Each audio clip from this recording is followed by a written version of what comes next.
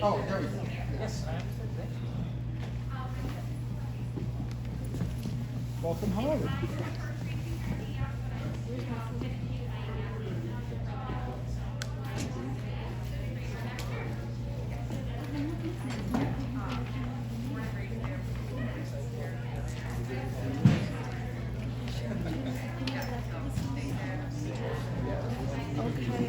Okay. They said that they saw you. Jim, I would have eaten it in the last 5 minutes. Now I can't. Okay. Sorry. I guess I'm on a diet. Honey, 6:30. Jim, I can't tell them when to stop their chatter. That was not helpful.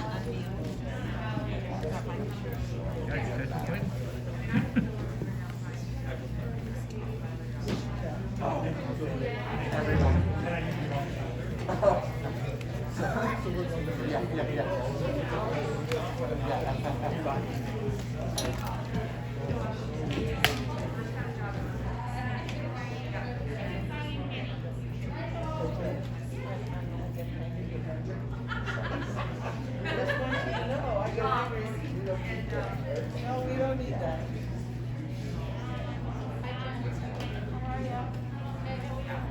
Very busy with other stuff, otherwise I have a few questions.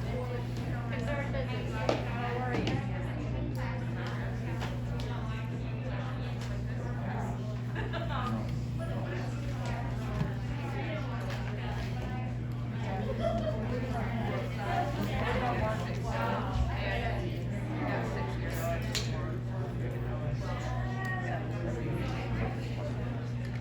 Yeah, they're finishing their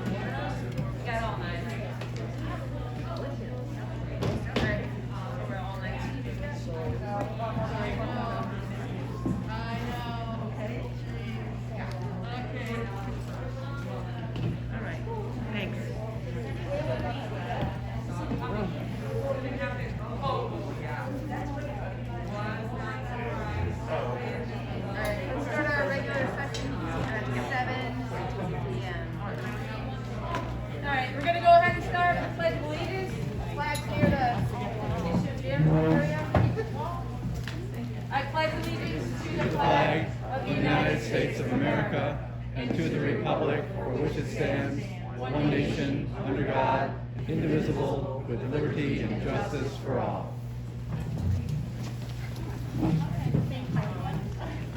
Quick review of our mission. Educate and empower each learner to achieve excellence and build a better world. And that is why the 9 of us are here, and that's probably why everybody around us is here as well. We're going to kick this meeting off with a recognition of students and staff and superintendent's highlights, followed by administrative updates, and then the Tompkins County Farm Bureau donation. We're going to do the updates and the highlights, and we're actually going to flip it around and have the Tompkins County Farm Bureau donation and then the admin update. So we'll go, but we have lots to talk about, lots to celebrate this week.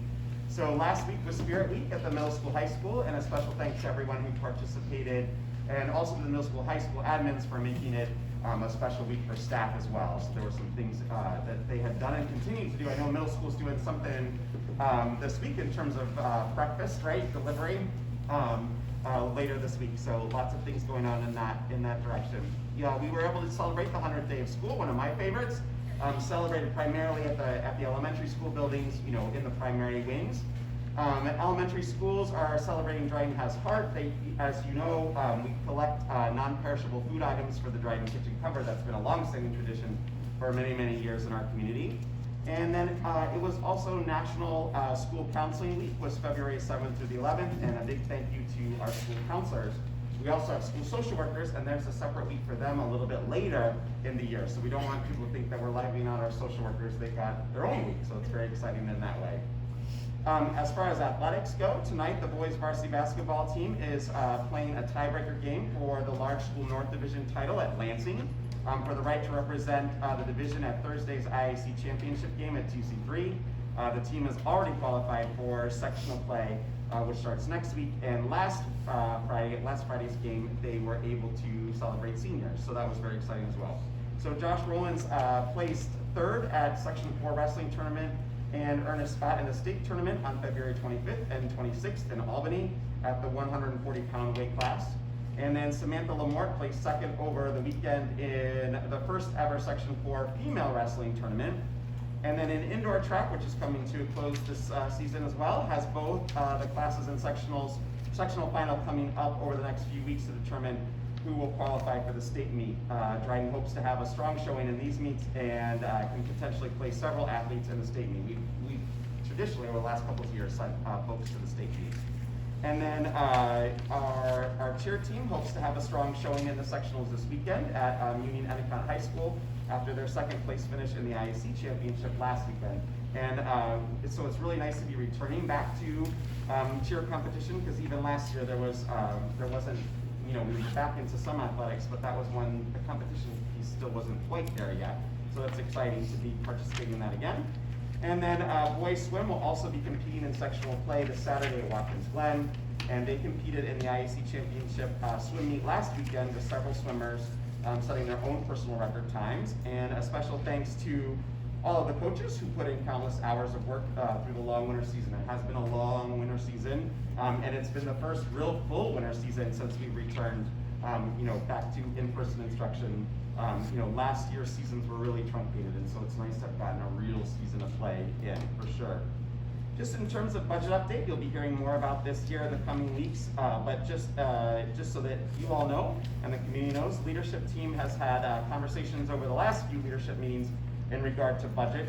Today the leadership team met with Jen Case to confirm their needs for the 22-23 school year. So we're taking those needs based on what the initial projections from the state are showing and putting together, starting to put together our budget that will be, adopted by you all in April, and then, go out to vote for in May.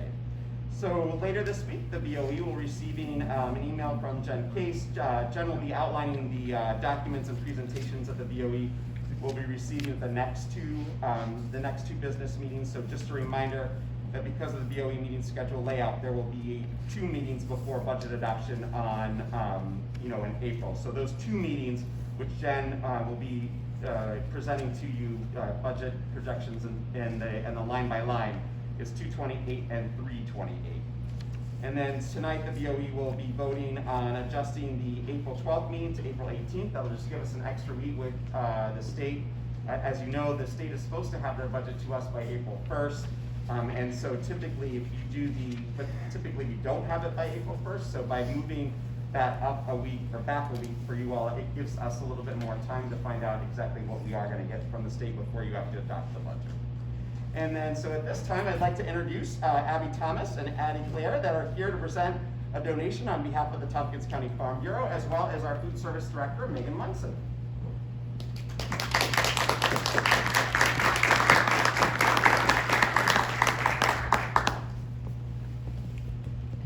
Hi, I'm Abby Thomas. I am the president of the Dcsd BOCES Chapter FFA.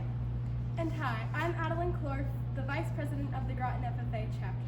And we're here today to say thank you to Chef Jay from Crossroads Bar and Grill, providing over 3,000 miles to help raise money, and to the GoFundMe donators who helped raise money for the lunch school programs.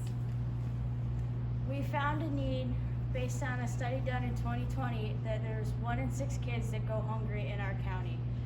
We teamed up with Tompkins County Farm Bureau, well as Chef Jay, and also the FFA to raise this money to help the need.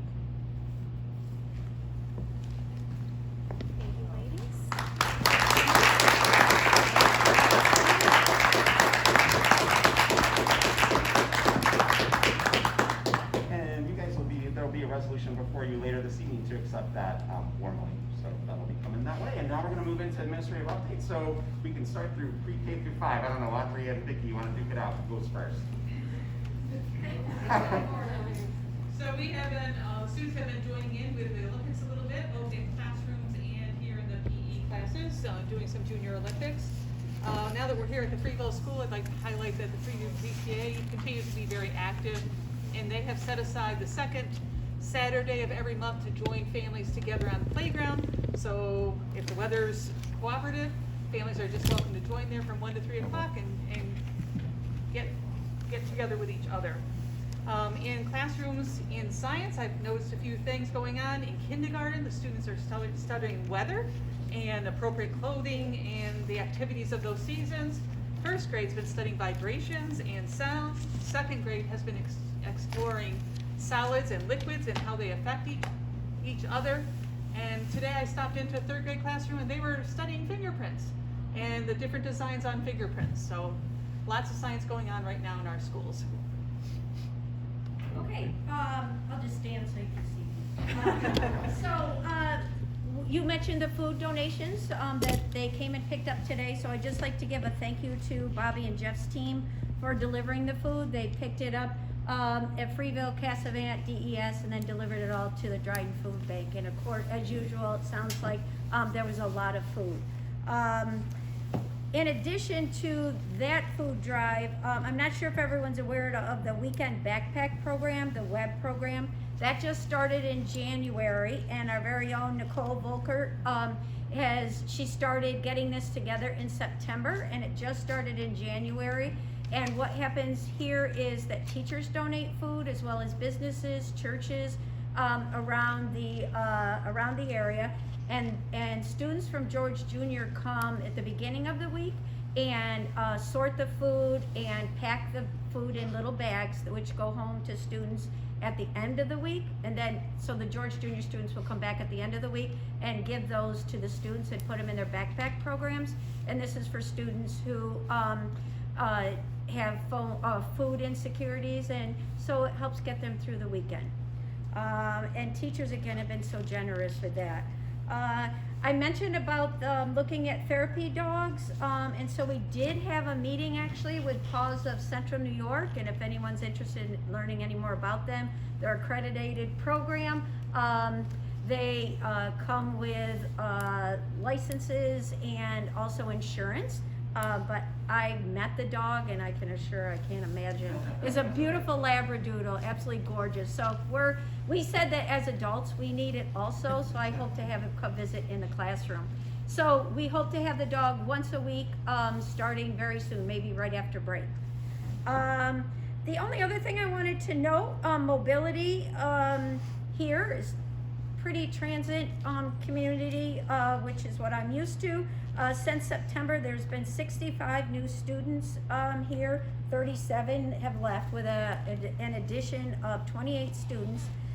8 students have been added just since January, and actually I think 5 of those have been within the last 2 weeks. So yeah, so inching up. That's just in your school? Just in DES. Wow. Yeah, yep. Hi. Middle school, I'm going to piggyback for just 1 second. We've had 3 students just enter in the last week at the middle school. We are in the 3rd week of the 3rd marking period. I can't believe we're almost halfway through the 3rd marking period already. In the 6th grade, the 1st week of February, we administered dibbles. So we're now trying to pull dibbles down into the middle school. So we're starting with the 6th grade. We have a coach from the elementary school that's going to be working with our language arts lab teacher with that information, that data, and so that they can really focus in on specifics to work with kids on reading. We are giving out the second SEL survey tomorrow and Thursday in our advisory group so that we can compare that information with the first SEL survey and see where we need to go with that information. And today was our first scheduling meeting for the middle school. We were trying to meet, we've been meeting with Elliot Marenblum, who is a kind of a scheduling guru. The high school's already been meeting with him.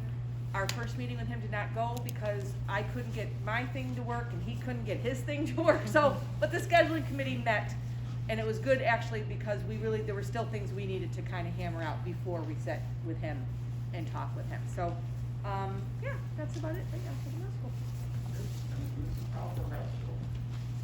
All right, I feel like I have my back to people. So, the high school is really excited because we're getting back to more normal high school stuff. We are having our musical, which will be March 11th and 12th.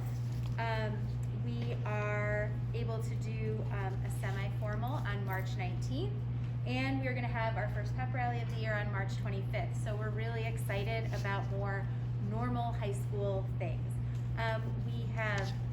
We enjoyed our Spirit Week last week, and we've been working with, Ms. Champlain did this with me too, for our teachers doing something special on Fridays through the month of February. So even though our first Friday got canceled, which was your super, and we had a soup bar for them, we did that last week, and we paired it with Make Your Match, and they each got a famous couple, and they had to find their match, and they got prizes from that.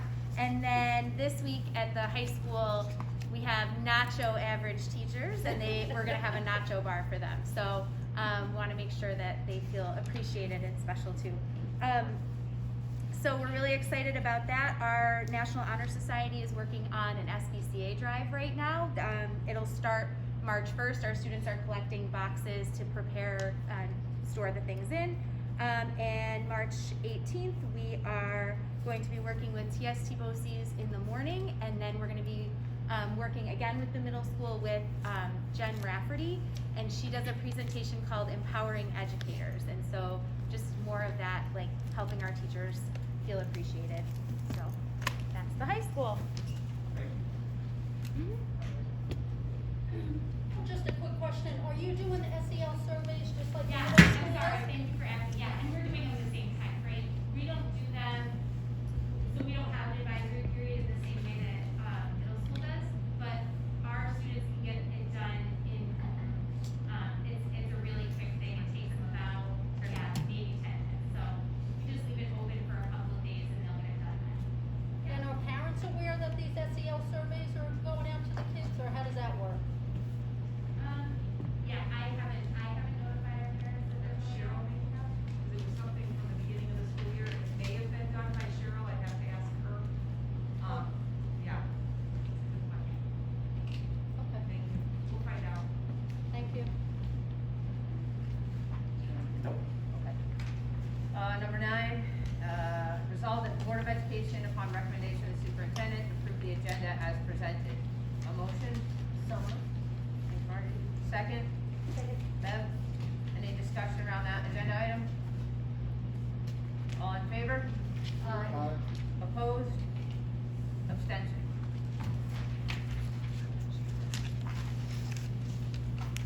Item 10, approval of consent agenda. Resolved that the Board of Education, upon recommendation of the superintendent, approves the consent agenda consisting of the minutes of the January 18, 2022 Board of Ed meeting, CSE, thank you, CPSE, 504 recommendations, and a treasurer's report.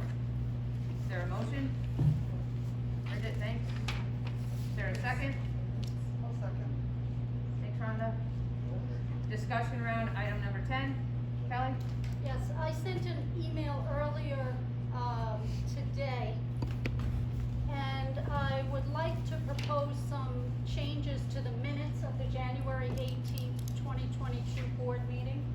Specifically, I think it's better served to reflect the meeting of January 18th, 2022.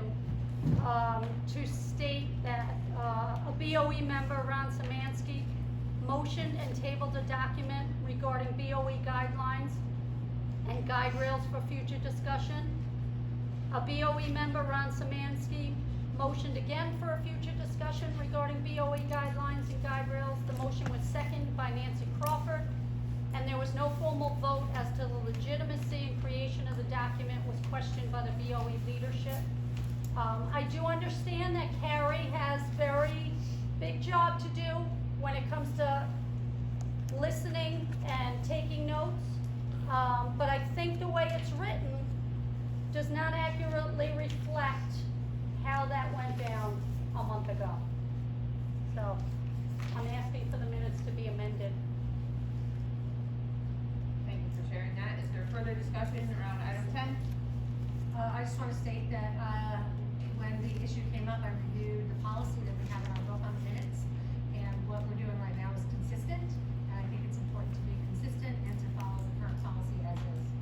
What's the policy? Here you go. On the minutes? Policy on the minutes. Can you state what the number policy is, please? 1530?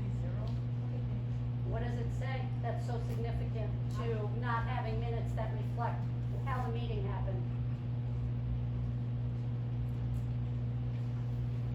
I can't do all that now. Well, I'll support the changes that, Okay, so we have a straw poll in support of amending the minutes. And you can show your support for an amendment with a thumbs up. Starting with Beth and moving around. I'd say this week. Okay, so, all right. I couldn't hear you, what? Okay, I think the minutes are written the way they are. That's fine with me.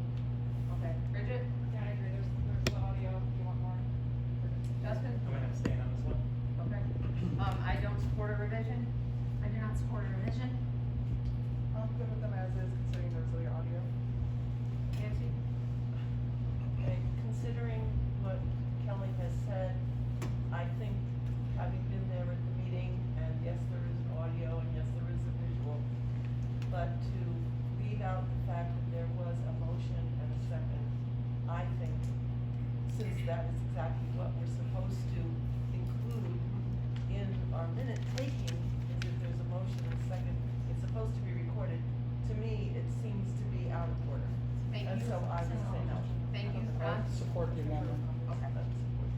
Okay, so there is, the amendment is gonna move forward as originally read, and we will vote now for that. If you are in favor of item 10, vote now, in favor. If you are opposed to item 10, vote. Opposed? And if you are abstaining from item 10. Okay.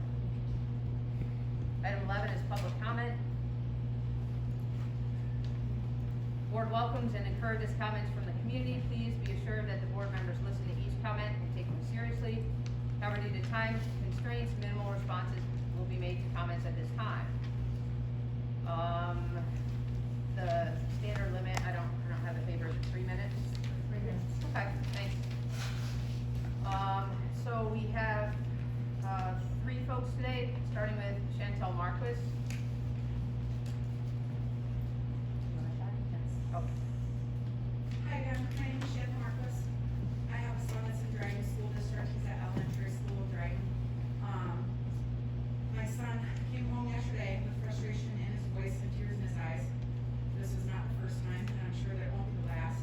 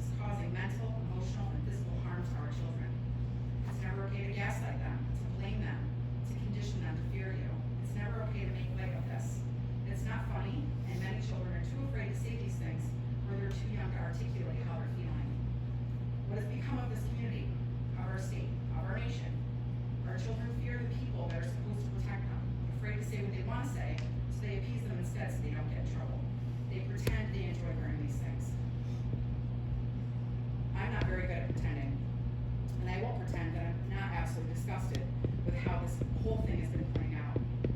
How this partisan agenda keeps playing over and over again on the news and everywhere we turn. I want people to do what they want to do with their own lives, but I also want to be able to do what I want to do with my own life.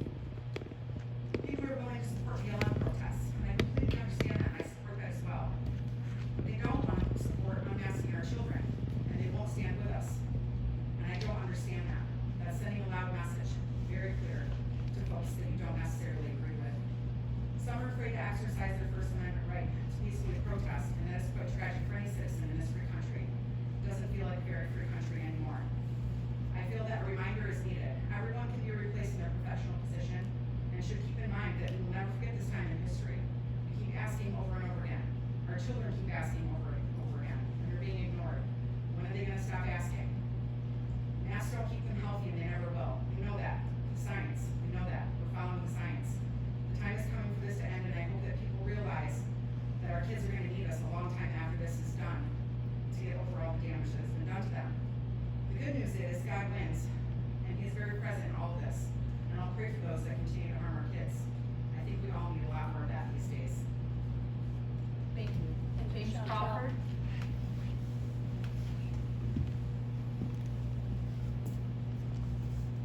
My name is Jim Crawford, and I'm speaking as the chairman of the Town of Dryden Republican Committee, which has apparently been identified as having members who have voiced inappropriate comments to the superintendent. I say apparently because I've heard from some of our members that they've been asked if they have made such comments. Apparently, the superintendent has made specific and startling allegations about statements attributed to our committee members. I understand it is school board policy to avoid partisan political entanglements. These allegations seem to violate that policy by requiring a specific local political cohort and perhaps board members to defend themselves over anonymously attributed accusations. I hear that the superintendent attributed these statements to, quote, representatives of the Republican committee, but I've communicated the gist of this matter to the entire membership of the committee and heard nothing which lends credibility to his charges. Has anyone represented the Dryden Republicans with any statements, opinions, consensus, or agenda which might be taken to represent us? Apparently not. I heard some allegations were spelled out in some detail. As in Dryden Republicans wanted, quote, reassurance that the Dcsd did not engage in conversations or was currently cooperating with federal law enforcement agencies to conspire against individuals whose perceived political affiliations did not match the perceived political agenda of the superintendent or school staff.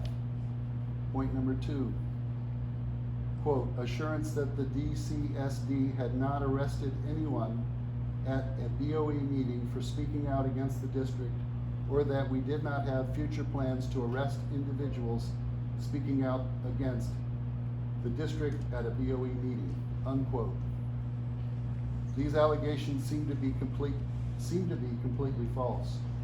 And since contact information for all political committees is publicly available at the Board of Elections, it would also seem appropriate for a superintendent to have clarified any concerns with us directly.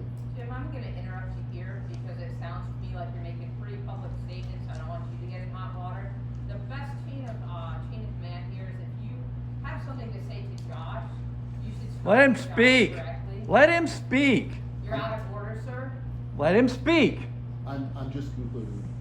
This won't address that. I want you to be very careful about what you're saying because I'm telling you that you're sharing things in a place where you shouldn't, right? That if you have an issue with Josh, it goes to Josh. And bringing allegations to a public meeting, I'm not. Public meeting. I'm not making allegations. I'm defending us against allegations. I'm almost done. Finally, I understand that the allegations included this statement. I asked for clarification from this political group but did not receive it. I'm here to say I never received such a request, nor has anyone else on our behalf. In conclusion, it seems irresponsible and unprofessional for these allegations to have been made.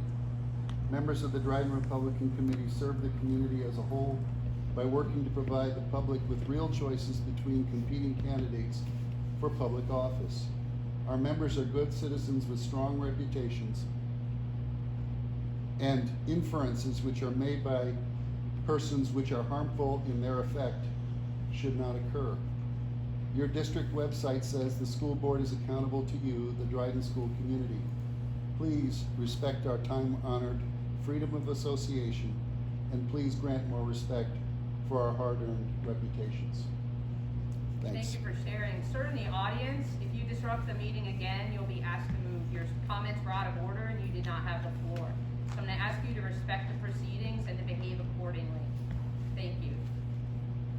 We're on to item 12. We have reports. 12A. I'm sorry. Oh, I apologize. Sorry about that. Mike Bishop, we do recognize you as a speaker at this time. Thank you. I want to thank you all first and foremost for what you do. I'm exhausted. I'm tired. I can't imagine how tired you are bringing yourselves to this meeting. So thank you. Josh, thank you. I appreciate the job you're doing.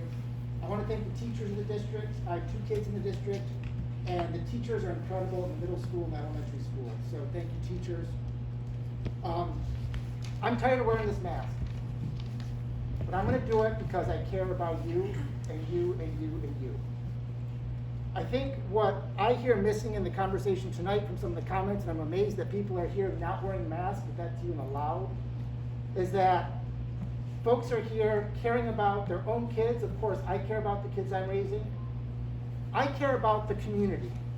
I care about the most marginalized here. I care about kids who have disabilities who, if they're exposed to COVID because people aren't wearing masks, then those kids are going to be most affected. So when I think of wearing a mask, I'm not doing it to protect myself. I'm doing it to protect the kids who are most at risk.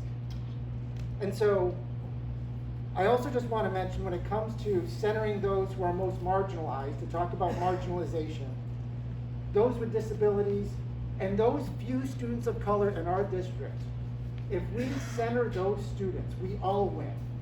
So it's Black History Month. I've heard some teachers even say, why do we need Black History Month? We're a majority white district. We're 96, 90. Yes, we are. That's why we need Black History Month. Because of the few 2 or 3% students of color, we need to center those students and think of them just as we think of students with disabilities when it comes to masking.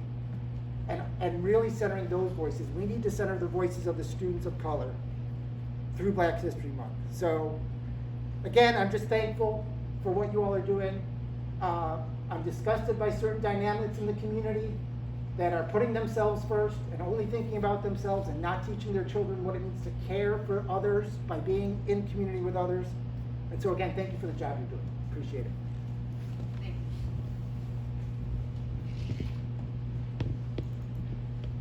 you. Okay, now we'll move on to board reports. Item number 12. 12A, the Board of Ed Student Liaison Report. And I think we have 2, right? All right.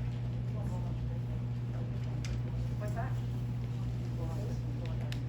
Yeah, we're going to remind members of the audience while they're getting set up that the expectation inside a public school is that you mask covering your nose and your mouth. That is the expectation. Okay, so starting in the female. Go ahead, please. Oh, okay. Oh, sorry.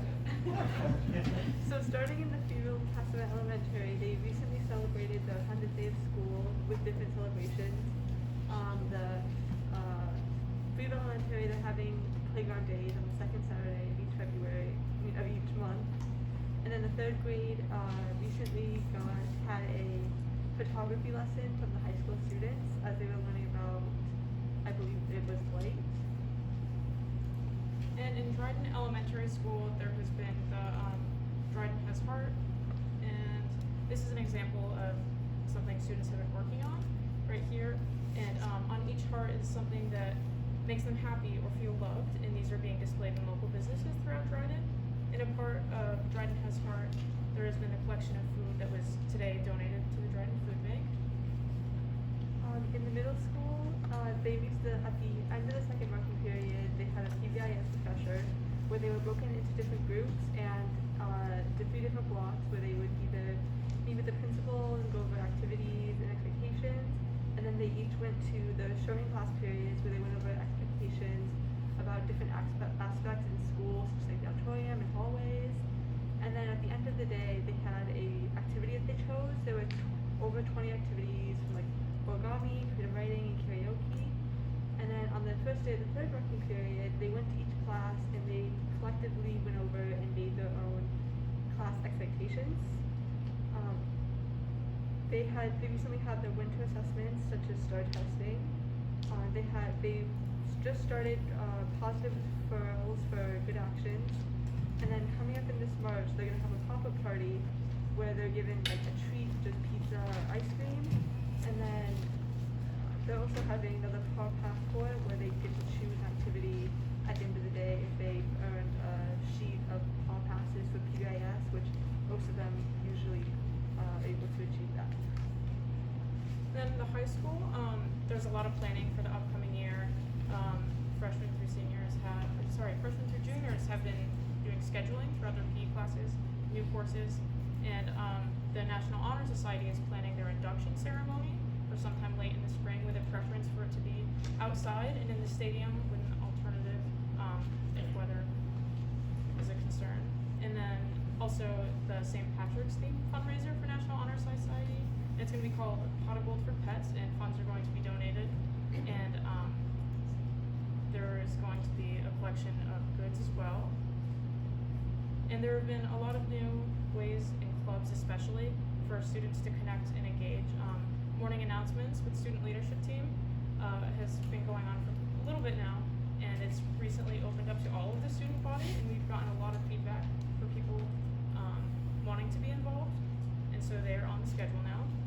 And all of their clubs seem to be up and running, and there's been no expression of inability to congregate and get things going to plan. And recently with Spirit Week and Student Council, there was a ton of engagement, and it was really great that there was photo booths set up. Students can go and take pictures during their lunch periods, and it was the theme for each day. And then the musical She Loves Me, March 11th and 12th. Rehearsing Tech Week will begin the week right before. And for the second year in a row, there are also students in the pit band this year. And then also the planning of semi-formal and prom. Students outside of student council and the prom committee have given a lot of feedback, and that is in the work. Thank you. Thanks very much. Thank you, Zach. Thanks. As 12B, we're going to welcome Dr. Madison and Dave Parsons up for a TST budget presentation. I hope it's the most stimulating part of the board meeting. Riveting, too. It'll be riveting. Riveting. We try to make a budget presentation interesting for you, but making us follow kids is just cruel. But anyway, so first thing I like to do is try to help boards understand the difference between like a regular school budget and a BOCES budget, because it's really not that similar. There's some similar titles of things like program, administrative, capital, but those budgets are very distinct in a BOCES budget. It's not like one budget like a school district budget that communities vote on. So we're going to present to you what the program budget looks like in the program at BOCES are those services that we sell to districts that they share to serve their students or back office operations or to help you run your district. And so you might be sharing with a neighboring district, and that's part of the program budget. Even though there's administrators in that program, they're not in the administrative budget. That could be confusing. But think of that as services to districts is the program. Administrative budget is the backbone of the BOCES, our business, our leadership, and other ways that we serve all of the districts equally. And that's why all the district boards vote on the administrative budget, because it affects them equally. So you wouldn't vote on the program budget because you don't get to tell another district what they can purchase for BOCES. You would vote on the administrative budget because that affects everyone. So just to help you with that difference. And we do have some capital expenses that our Assistant Superintendent of Administrative Services will go over with you in a little bit. So that's the beginning preliminary. But this is you, in your relationship to us and the other school districts in our BOCES region. There's 9 school districts in our region. And so if you look at that top number, it says RWADA, and that's the resident weighted average daily attendance. That is a number the state puts together. It's not your exact enrollment. It's weighted in that it's comparison you to other school districts. That's a number they have for you, and they send to us and say, this is how many we're saying in your region represent Dryden. Ithaca has a number, Groton has a number, and your total is about 12% of the students in all the TSD BOCES region. So if you added all the students in the 9 districts, you're 12% of that. You get an aid ratio tied to those students. So you get just about 70% of every dollar back that you spend at BOCES if it's billed according to residents' weighted average daily attendance. Not everything is billed that way. I'll show you one of those later here that's not billed that way. But when you're billed that way, you're getting 70 cents on the dollar back from the state the following year after you've made a purchase at BOCES. So it's intended to do that so if a district is less wealthy, they can provide the same services to students as wealthy school districts by sharing. That's why BOCES exists. Right now you have 58 students in our Career and Tech Center. Your current 3-year average is 89.57, and your projected 3-year average is 78.23. That CTE bill is based on that 3-year rolling average, so it kind of levels out the highs and the lows in your budget for planning purposes. So that's one thing that is billed a little bit different than like residents' weighted average daily attendance. You have 26.65 students in special ed. We bill day in, day out. That's why there's a decimal point. So we don't carve kids up at BOCES, okay? But we bill you only for when they're there. Yes? Could you explain why the projected CTE 3-year average is quite a bit less than the previous one? Yes. So currently this year you were billed on a 3-year average of 89 students because the 3 years before and this year, the average was 89. So then this year you had a little lower number. So when you average that into the 89 and the previous number, it brings it down to 78. Because it's an average, that's why. And your number of CT students is a little lower. So we had quite a few less than? You had many fewer students in Career and Tech this year, Okay, so it lowered your average, which is going to lower your bill. Okay. 6.7 being billed in our alternative school, again, billed day in, day out, and 11 students in P-TECH up here at TC3.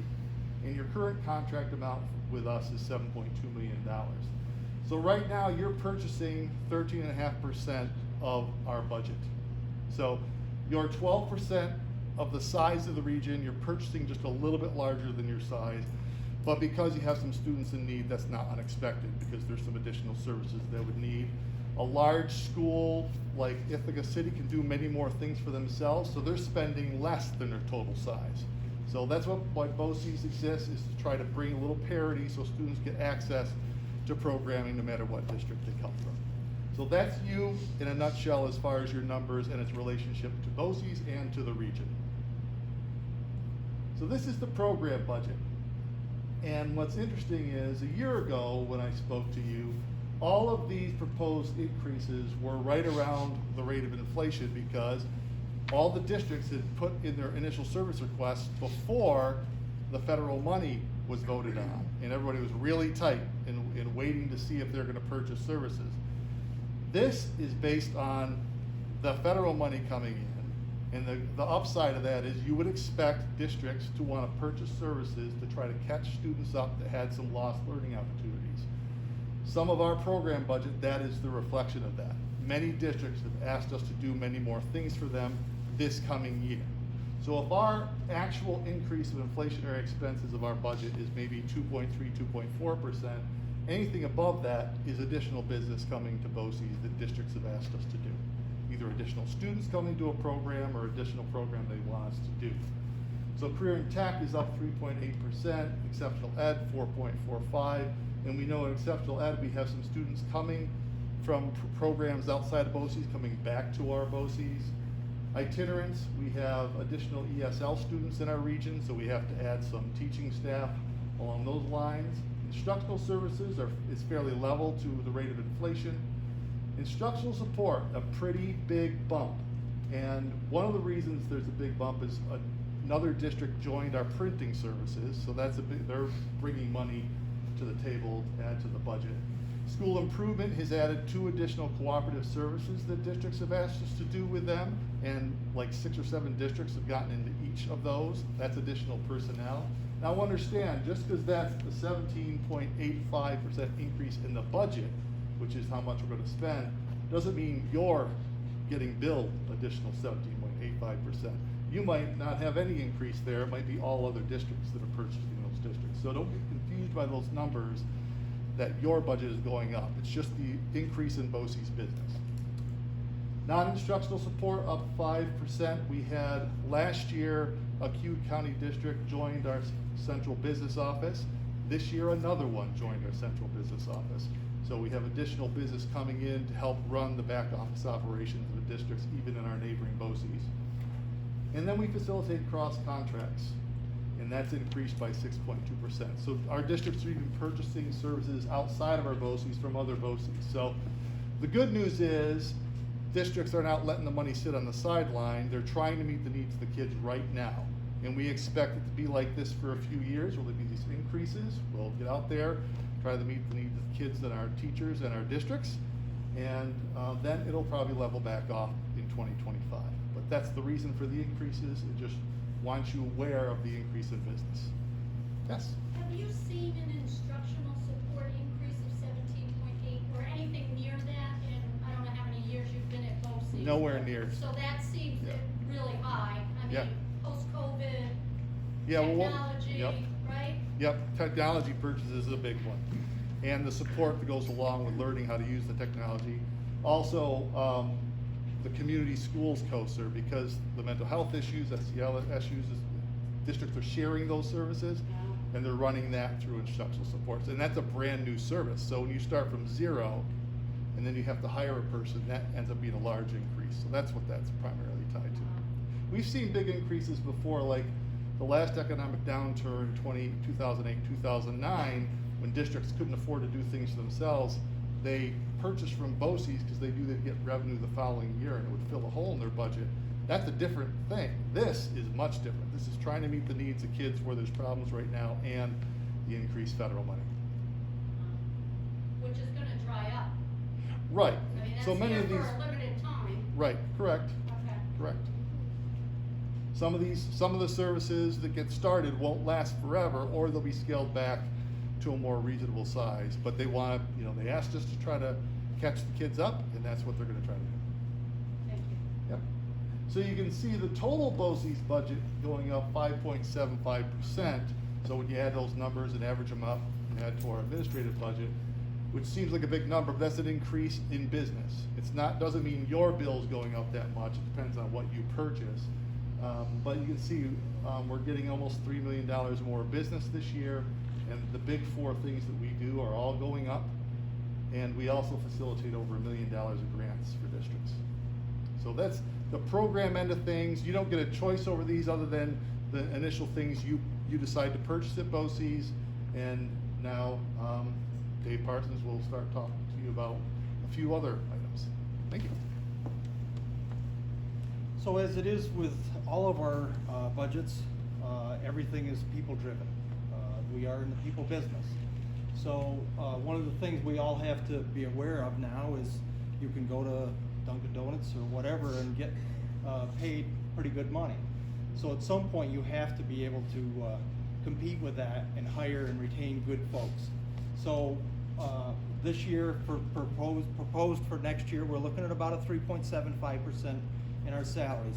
Some of that is driven by additional people, but we are trying to do what we can do to increase some of our salaries to be more competitive. If you look in the right-hand column, that represents about 1.22% of our overall increase in our budget. So that's what that other column is, so that you get kind of a perspective of what does that mean in the budget itself. Health insurance for next year, I'm budgeting 7.47%. That's not what our budget is actually, or what our rates are going up. But I also have to budget for somebody that has an individual plan this year and they're going to have a family next year. We start looking at those things. And I also have to budget for any retirees, anybody that retires at BOCES that is eligible for health insurance and dental and retirement. We have to budget for that. So those are what drive those kind of numbers. It represents about 0.88% of our budget increase. Retirement for next year, the good thing is that because the inflation hasn't taken off yet, the retirement rates haven't skyrocketed, so that increase is purely driven from the increase in salaries. Retirement is a percentage of the salary, so when you increase salaries, you have to increase the retirement that goes with it. It represents about 0.10%. The other benefits are the things like FICA, which is driven off of salary, unemployment. We all went through a little phase in the last couple of years with unemployment claims. So at some point you have to replenish those expenses that you've had. Dental insurance, so on and so forth, they're all going up. So that one is representing about 3.9% increase in those budgets. Because they're small pieces, that it's only 0.13% of the total budget increase. Any questions? Otherwise, I'll just ramble right through. Our next one is the capital budget. Capital budget is actually made up of two pieces at BOCES. We did an energy performance contract about, I want to say it's about 8 years ago. So what we do with an energy performance contract, you're actually paying for a lease. And that we pay for that lease every year. For that, it's about $290,000 a year. What's in addition to that, to get to the 312, is any property that we rent. So we rent space downtown for our adult ed program. We rent space over at the IC3. We moved our early childhood program is now housed in the IC3 program. So it gives the students a chance to be with young adults, young kids, to actually be immersed in that education all the time. So those rental expenses by statute also have to be in the capital budget. For the adult ed, they actually repay that because that can't be charged to you folks in the districts. It's not for students, it's for the adult ed, but I have to put it there to start with. So the adult ed reimburses that budget for that. So the 312 actually represents the whole thing. That's about 14,000 gets replaced by the adult ed. The rest gets billed to you folks as part of our capital expenditures. By statute, BOCES cannot have an unappropriated fund balance. That means that at the end of June every year, whatever we've collected and not spent, we have to return back to the districts as a refund, and we do that every year in October. So whatever methodology it was charged, whether it was a COSR that's an Arwada, or something that's a percent of use, or FTE, however we divided that budget to bill that to you folks to start with, whatever's left over gets returned in the same fashion that following October. So we have no money that gets left over into an unappropriated fund balance to use for the following year. We start every year with a zero budget. We do have some reserves. The unemployment reserve used to look pretty good until a little thing called COVID happened, and that kind of changed that a little bit. So that's down. Our insurance and flex, we're self-insured for dental, and we also have flexible spending, so that all of those monies have to be put somewheres, and they're in that particular reserve. These are our audited numbers as of last June. Our CTE reserve, we started that, well, it was actually in existence when I got there. We started funding that about 6 years ago, I believe it was. And the way that works is as we buy a piece of equipment for our CTE program, which is always expensive equipment, lifts, spray booths, you know, the expensive stuff. What we do is we depreciate that over 10-year periods. So 10% of what that cost us, we then take and we put in the reserve to set it aside. And the rationale behind that is when it comes time to buy another big piece of equipment, we don't have to have a big spike in the CTE budget, which then Jen would not like me about when I all of a sudden have a big spike in that budget. So we're always trying to figure out ways to make our budgets as smooth and steady as possible. So that's really what we're doing with all of these reserves. So, just real quick so I understand, so even though you're zero budget at the end of the year, you disperse, some of that, you do siphon off some of the money here to these accounts. Yep. And then you return the Yep. difference. So these are by statute the only reserves that BOCES can have. Gotcha. Yep, yep. And we've tried to, the philosophy that we've had is fund them when we can and use them when we need to. So the ERS reserve, actually, when I came there was zero. There was none. TRS, we just, this year is the first, this past spring was the first year we funded that. We've held off on the TRS reserve for a long time because we never felt it was the right time to fund something. But we feel that this was the right time to start funding it because we could see that probably 3 to 5 years out, we might hit a wall. So there again, if we can fund it while we can, and just a little by little fund it, and then when we need it, we'll use it to try to level those budgets out and keep our expenses somewhere near acceptable. When you say hit a wall, are you saying you could see an influx of retirements of teachers and then you're paying, you know, Funding however from, it works? funding, federal funding, state funding, Oh. you know, all of those. What we're always trying to do is get ahead of when you folks hit a wall that the state aid isn't gonna come what you think it ought to be. Then we're trying to be on the opposite cycle of that. So we're trying to be conscious of that. You know, for us, we can just send the bill. Well, we're not going to do that. We try to make it so that the bill is acceptable, that when you guys are in tough times, we're drawing it out of the reserves. Our administrative budget is the one that you folks, as the board members in each of our BOCES, or each of the component districts votes on. So we'll spend a couple of minutes with this one. As we said earlier, our salaries, in order to hire and retain people, and I think we're all in that same boat, is a struggle at best.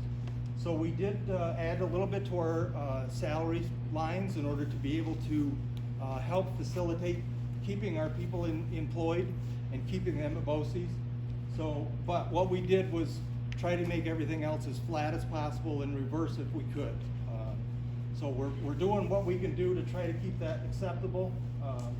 The one thing that I will talk about is the line 841, the retiree health insurance.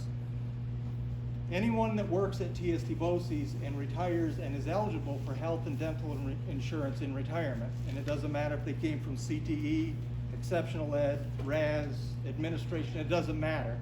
By statute, those retirement benefit costs have to be in the administrative budget. So everyone that's ever retired from BOCES that has insurance has to be in that line. So that's always the biggest one in this one. We want to make sure that everybody understands what that is and why. You know, it's almost half of this budget, which I never like, but I also understand that there are regulations that where it has to be. When I talk to some of my counterparts and they tell me that they're in the 70–80%, then I don't feel quite so bad. But we do end up putting it where it's supposed to be as for statute.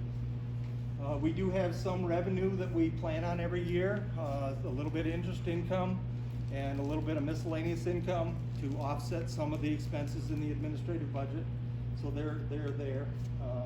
So we're looking at about a 4.5% increase in our administrative budget. It's probably the highest, one of the highest I've seen.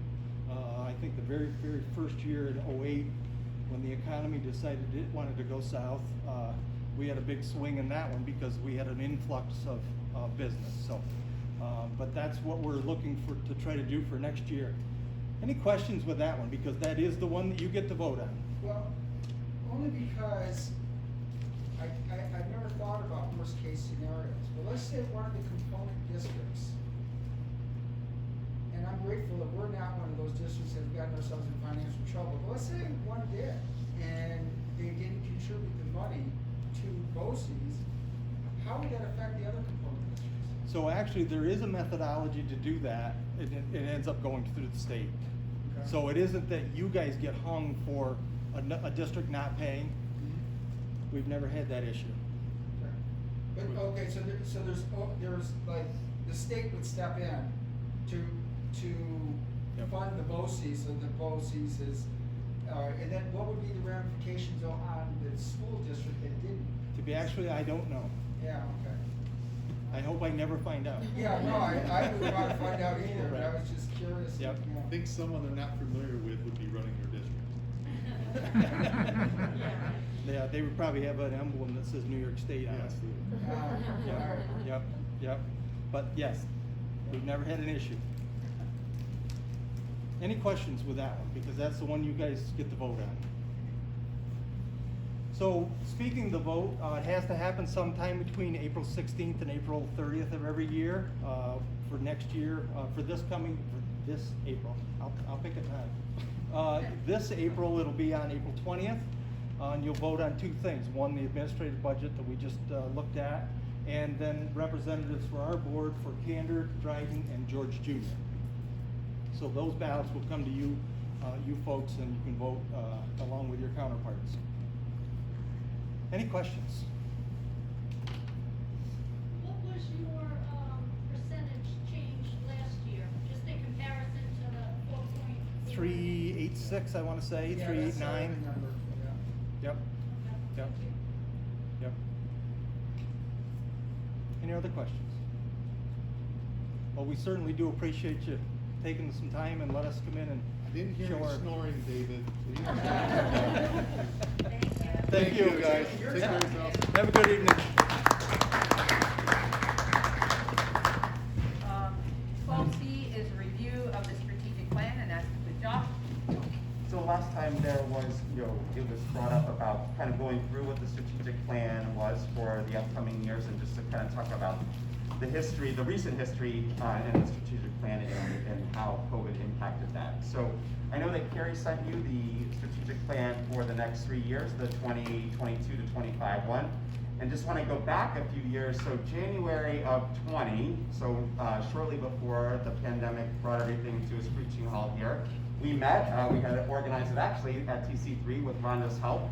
And typically what happens in the strategic planning process is we have representatives, teacher leadership from across the spectrum, pre-K to 12, multiple representatives from the department, there's board representatives, there's administrative representatives that are all part of that process and come together for a day. And in recent years, we had used Sean Brady from Prism Decision Systems, and he's out of Vestal. We have a long history with Sean himself. The district had used this process, going back 13, 14 years. When the district had been identified as a focus district through the state's accountability system, we had dropped that process because the thinking at the time was that it was going to be double work. The state was asking us to create a plan using metrics and data, using representatives on 6 tenants, and the thinking at the time was that plan would suffice in place of our strategic plan. However, over time, what we found was, the state's accountability system didn't necessarily flex to the different needs of districts. It was kind of a one-size-fits-all approach. And so we decided that we were going to go back to our roots a little bit and re-engage Sean in that process. In the meantime, the year that we decided to do that, the state also changed its accountability system, and we were taken off of that. We were no longer designated a focus district. So it actually worked out quite well.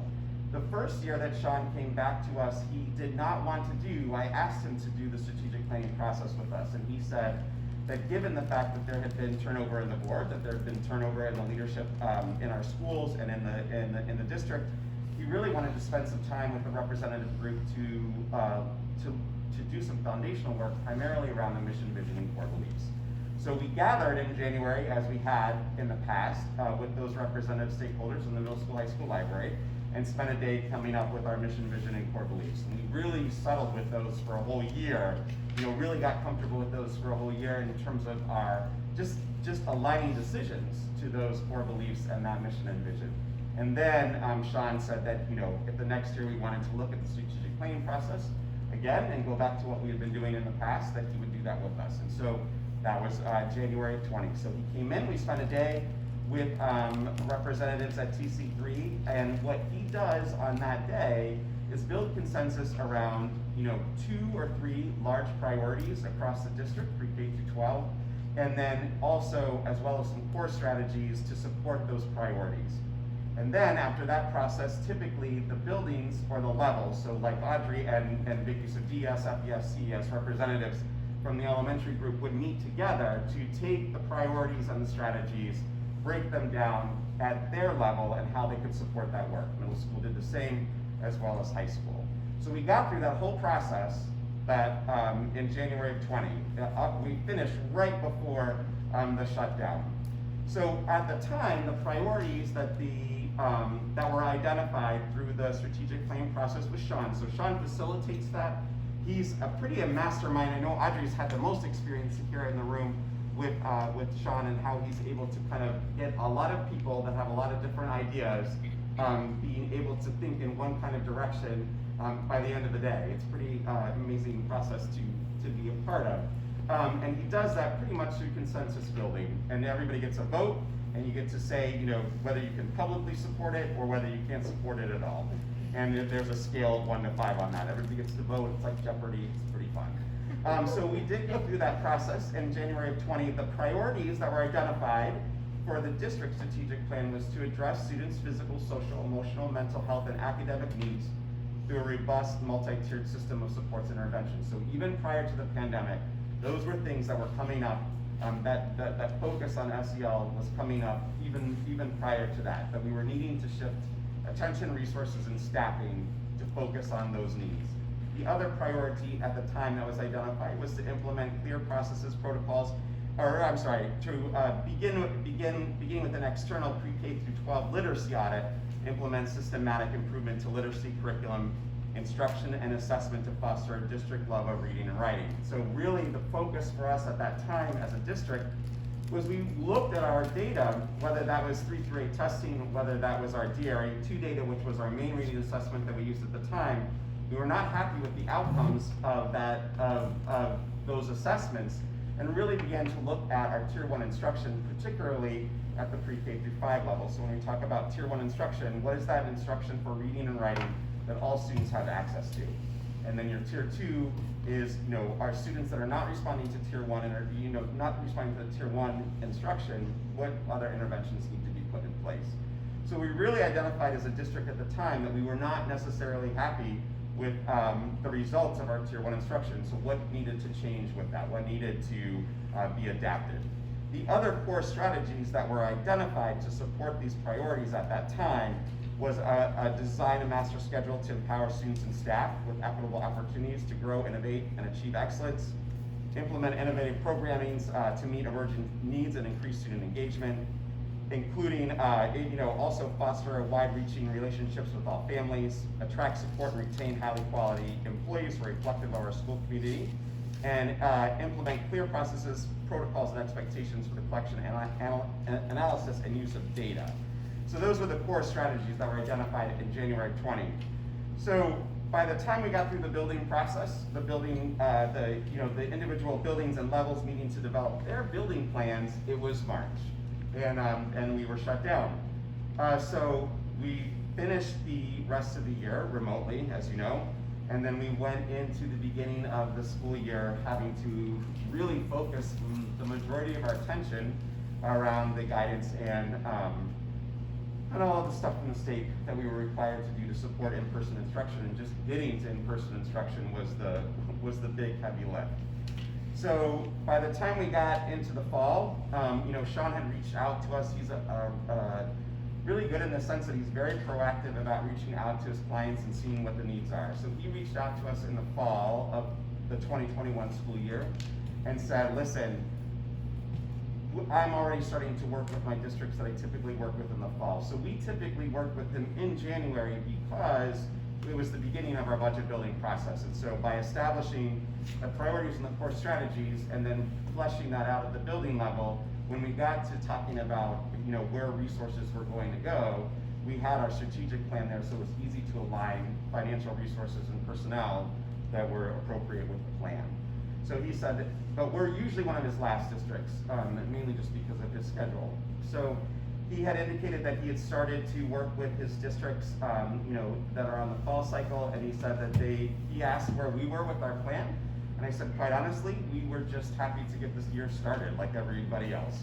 He indicated that, that nobody was really doing anything profound with their strategic plans in terms of messing with it through the second full year of COVID. So he asked for some update in our data, which Cheryl Fogel was able to get him. There wasn't, another reason that a lot of people weren't messing with their plans in the 2021 school year is that the data that a lot of districts use in this process wasn't available. We didn't do 3 through 8 testing. There wasn't regions at the end of the 1920 school year. So all of those data points that we used each year for the strategic plan, they weren't going to be even available for the 2021 school year. So we spoke with our leadership team at the time. Also, if you have to think back to our instructional staff, we talk about being tired and supporting staff at this point, 2 years in. At the beginning of last year, everyone's world was completely wrapped with having to teach whatever you were teaching, whatever content you were teaching, in a complete and totally different way, and having to focus on cohorts and all of the guidance and all of those things. So we also didn't feel as a leadership team it was going to be very responsible to go to our instructional staff, who was already maxed out, to say, can you take 2 days now and meet with us and talk about a plan that we haven't even done, that we don't have any data for, to create for the next year, that we don't even know what that's going to look like. So we made the decision at the time that we were just going to, like many districts that work with Sean, and then many people who don't work with Sean, most districts have a strategic planning process of one way or the other. And the consensus, including for Dryden, was to roll over our plan, which is what we did. So our plan that we developed in January of 20 became the strategic plan for the 21-22 school year, right? So we're 2020, no, so the 21-22 school year.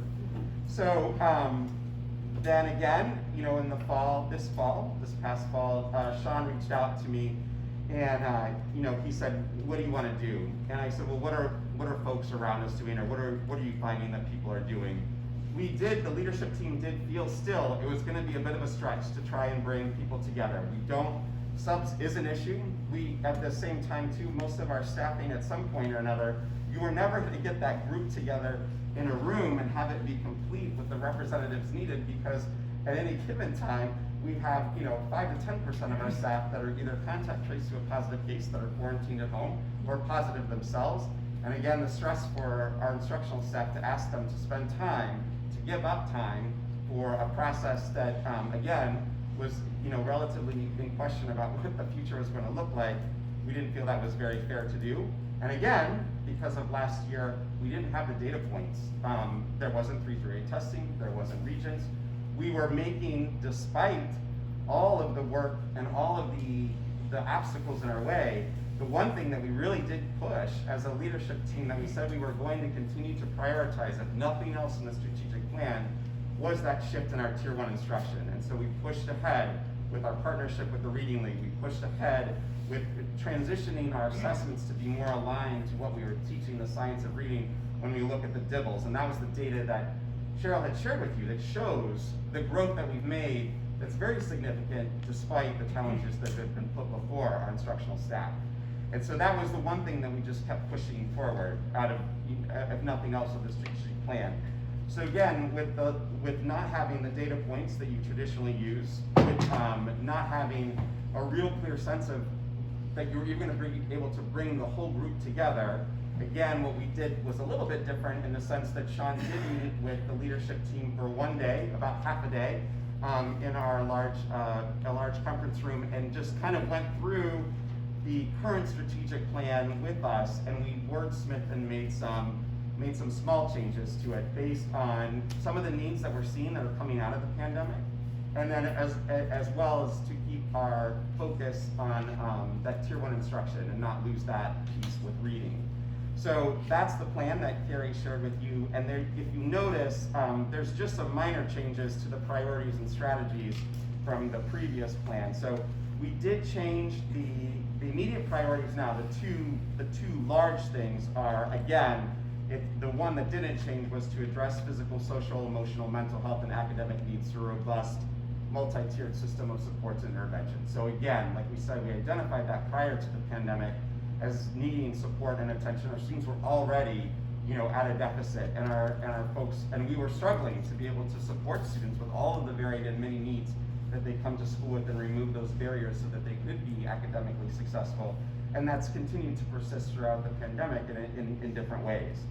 And then we did change the second priority. We moved a strategy to a priority, which was to implement clear processes, protocols, and expectations for the collection, analysis, and use of student data to support achieving building level goals. So again, we've made that shift to the DIBELS. You're seeing that middle school is taking that on. So we're making some intentional shifts based on this priority to further be able to fine tune our, using metrics that are more aligned to what we're teaching so that we can fine tune our instructional practices as well as our response to students' need moving forward. So that was the big shift there in terms of the priorities. And then our core strategies are continuing to use literacy curriculum instruction and assessment to foster a district-wide level of reading and writing.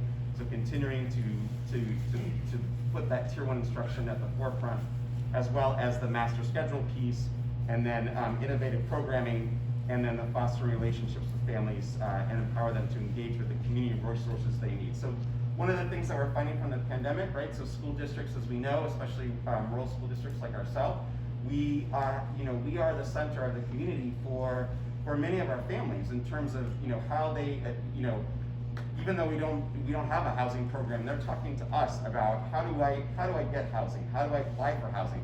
Who can I access? Who can I find? What resources are there?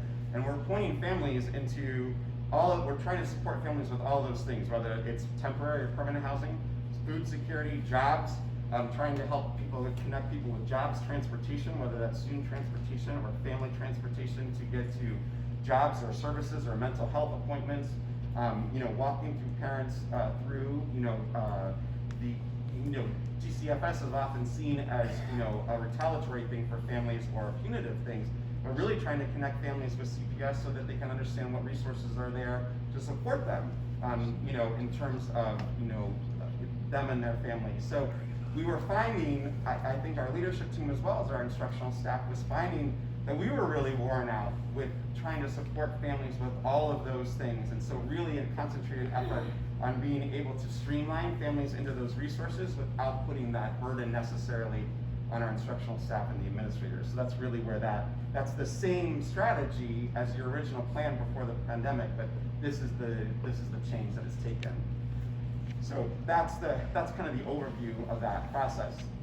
Where we are for next year, we do feel very strongly that next year we're going to be able to bring everybody together in the way that we've done it before. And we will also feel at that point, although we have canceled January regions, so we don't know where that's headed, we also feel like we'll at least have some in-house data to look at, and some consistent trend data to look at, even if we don't have the 3-8 testing or the regions testing. And that performance data that we've used to develop this plan. Also, the challenge here at this point, in terms of looking at this process for us, is that Sean has retired, and he couldn't find anybody to buy his business, so he's moving on. And so I've started conversations with different superintendents that I know across the region, just in how they're engaging in this process and who they might be using, if they're doing that internal, and if so how. But in general, our plan is to move back to the representative stakeholders, just because we feel like it'll be the first year that we can really we'll be able to do that. So that's kind of an overview of the process and how we came to what we came to. So I have 2 observations. Sure. I think everyone remembers the famous statement from a well-known boxer who said, "Everybody has a plan until they get punched in the face." And I think COVID was a punch in the face for the school district, yeah. and you had to lead under very tumultuous circumstances. Right. But I think what you have done to keep things moving forward and with the strategic plan, right, makes sense. And I think you're to be complimented for that. One of the other observations I want to say, which is reassuring, I don't know if anybody saw this little board out here, Audrey, the one with the Olympics on it. Yeah. I was looking at the penmanship, I was looking at the grammar, and I was looking at the complete sentences. I was pretty impressed, because I know that's where these kids, that's what they should be learning right now. So, obviously, things are being accomplished, even under tough circumstances. Yep. Yeah, no, it's a testament to our instructional staff and the hurdles and challenges that they face and now what they've overcome, for sure, in the name of our students. Yeah. I just want to say I really appreciate the data-driven approach behind all this. You know, I look at some of these graphs and we see blips for the Yeah. last couple of years, Yeah. but we can also see that we can overcome those blips Right. potentially, Yeah. because we have the data now that Right. allows us to do that. And we want to be honest too, when you look at one of the metrics is about behavior and referrals. So the last 2 years, there aren't any because we haven't necessarily been. So we want to say, it would be very easy for us to say that. But we know that as things return to normal, that those things are going to uptick. And we have seen an uptick in student choices and behaviors for lots of different reasons related to the pandemic. So, and it's really getting everybody's mindset, including my own, to understand that you're not going to catch them up. This is what they are. This is what a kid is right now. And so we have to take them from here to wherever we decide that next point is. It's not going to be ever the same. Yeah.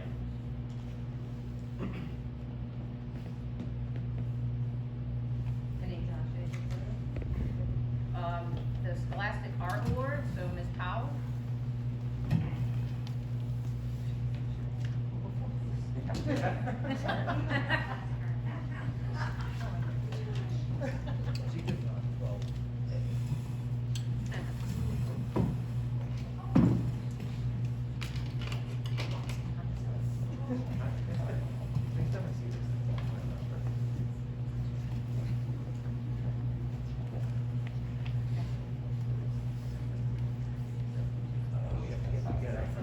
Sorry, I'm really excited about them. So these are our Scholastic Art Awards for the 2022 school year. Bryant DePaul won a silver key for Staggering Glint of Perception. You'll see this one again in a later presentation. Morrigan Hoffman Alcott won an honorable mention in mixed media for Hidden Souls. Sabina Jenkins Ortolano won an honorable mention for recognition. And these are all on display right now at the Arnett Art Museum in Elmira until March 6th. So, really excited about that.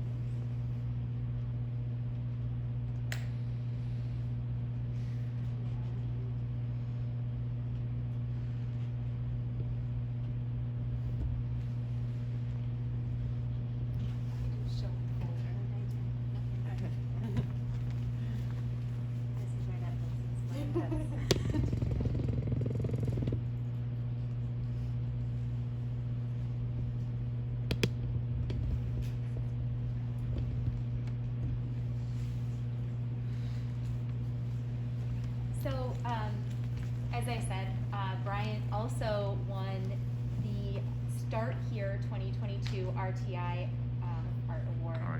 And RT, thank you. I know, I'm sorry. So he had 2 of his photographs selected for Rochester Institute of Technology's Start Here 2020 Student Exhibition. Staggering Glint of Perception was selected for a School of Photographic Arts and Sciences Advertising Award, so he got a certificate and a gift card for that, and that's the one you saw with the Arnett Art Awards. And then this one, Paling in the Light, was also selected. That's nice. And his work will be on view at the Bevier Gallery at RIT from January 14th, so we've missed this one. But it's also, they also have it on their website, which is really cool. And then, as you heard our student liaisons present about how some high school students did sort of like a virtual field trip with some students at Cassavant, it was Bryant. And so Bryant helped Ms. Butts present the history of photography to the darkroom class and to Mrs. DePaul's 3rd grade class. So the third graders were reading about light and photography in ELA, and they were having a difficult time understanding that idea of film because they had never experienced film. So they were excited they got to see examples of the cameras, the negatives, and the prints. So Ms. Butts would like to commend Brian for helping to keep the magic of analog photography alive by taking time to educate others. And so there's just some images of their virtual field trip, which is really cool.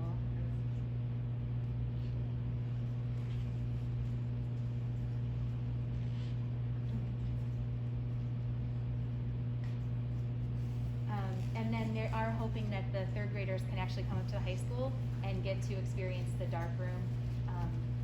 And the dark room students will be teaching them how to do cyanotype sun prints, which she showed me, and they're very cool. So that'll be really neat to see our students teaching the students from CASVAT. We're excited about that. Thank you. I think it's great you're using I dark. just want to say that Mrs. DePaul is the only one that wasn't recognized in her son's prints, but that was. I know the family. Right? Yeah. It was nice. Yeah. Yeah. Yeah. So yeah, that was a really great thing, and we're really proud of all of our art students. Well, I just want to make just a personal point here because I have an older brother who's a graduate of RIT in 1972 as an engineer and went on to become one of the most prominent packaging engineers in the United States. But I love this school's connection with RIT. We have sent tons of kids there, and we have such a great relationship. And I'm just really proud of that relationship with that university. Thank you.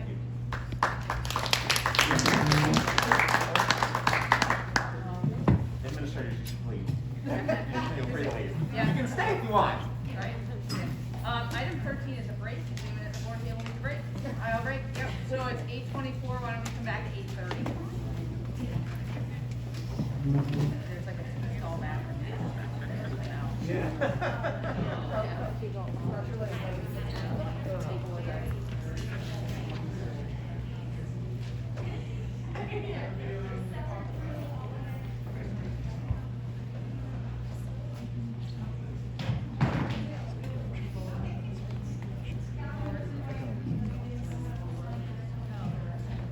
They can attach it to the means or not again. Yeah, I don't. They will encourage you. They have to include. That's the other part. It's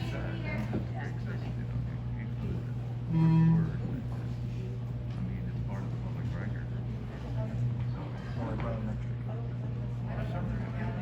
give it to them. I think it was outrageous.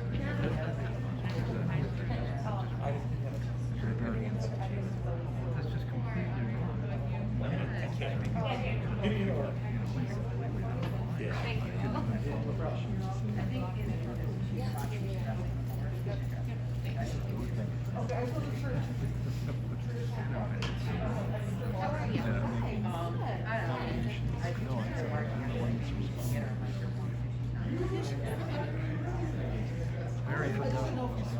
I noticed that the only people in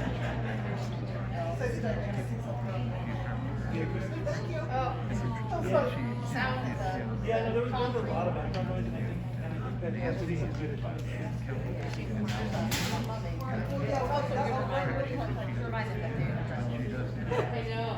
She's unaware of that. Yeah, what is that?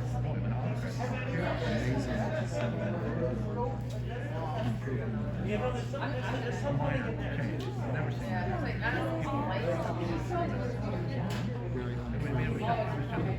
Unfriendly. You know, what you're doing is just making the students like what's happened. That's Well, yeah, then we've got the fridges, that's Yeah. you know, that's So much for food. so and I just although it's not terribly irrelevant,